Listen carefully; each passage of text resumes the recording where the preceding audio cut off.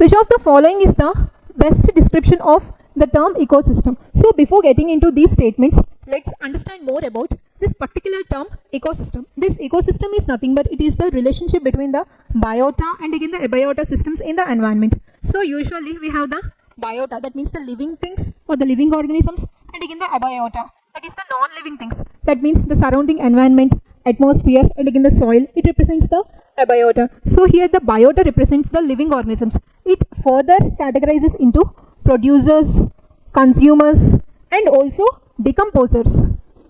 So these all are the living organisms. So this ecosystem term greatly referred to the interaction and again the relation between these two biota and the abiota, and also specifically this ecosystem term referred to the relation or the interaction among these living things, and also the interaction and the relation of these living things with the surrounding environment.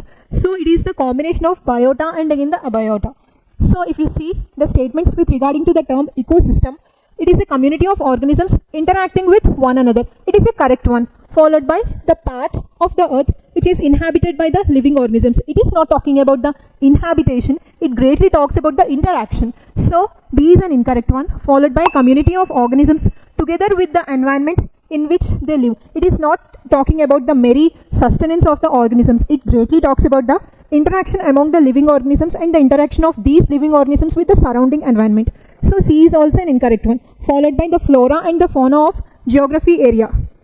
It is also an incorrect one, which is a narrow statement. So among these statements, the first one, which greatly talks about the interaction of these living organisms and the interaction of these living organisms with the surrounding environment, that is a community of organisms interacting with one another. So option A is the correct one.